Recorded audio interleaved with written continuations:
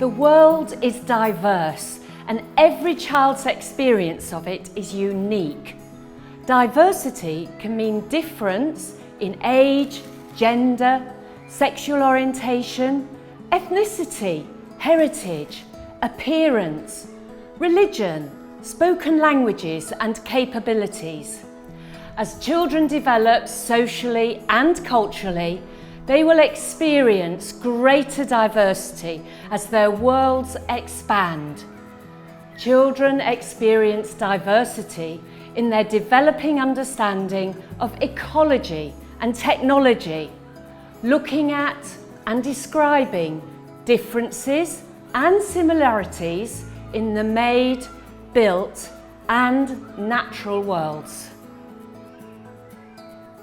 So we're here today to think about understanding the world, and first of all we're going to focus on our diverse world, which is, I think, a vast topic. So we're going to think about how we unpick that for children. So first of all, we're going to think about the child coming into the setting and the role that different languages play in that. We know that in society very many languages are spoken. So what I'm very interested in is, how do you approach that in your setting?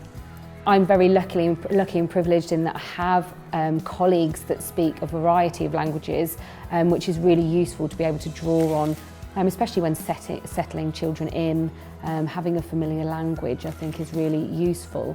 We don't by any means have all languages spoken by staff, and that's sometimes when the use of the local community or parents can be really useful, but then we very much try to reflect that in the books we're using, wording and language that we have on the displays, in your writing area, in all aspects really. We like to celebrate different cultures, and we encourage families to bring in things from home, so like photographs, artefacts, things that mean something for the children. We find when children do bring things in from home, it can really stimulate an interest for the children and instill a confidence for them to share their knowledge and skill base about the world.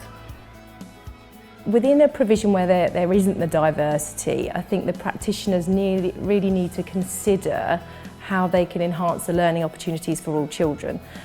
So that might be going out on visits and giving these children first-hand experiences. If you can't always get out of the setting, then invite visitors in.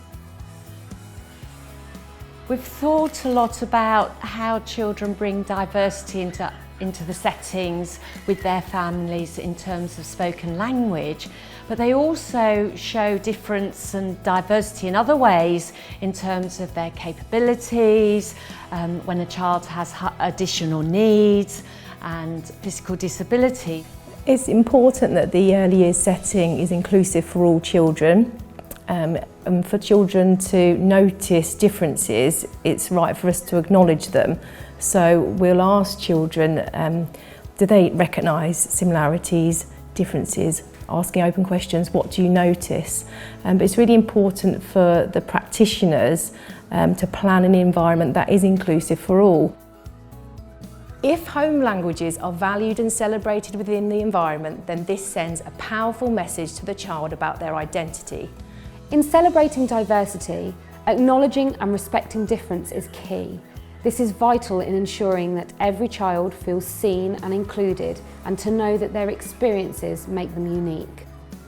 Children need to go outside the setting into the diverse world with practitioners who can draw their attention to similarities and differences, whether that's in the natural world, looking at trees, plants, animals and birds, or in the made-built world, observing different buildings, including shops and places of worship. These experiences instill an awareness and knowledge of the community and what it has to offer.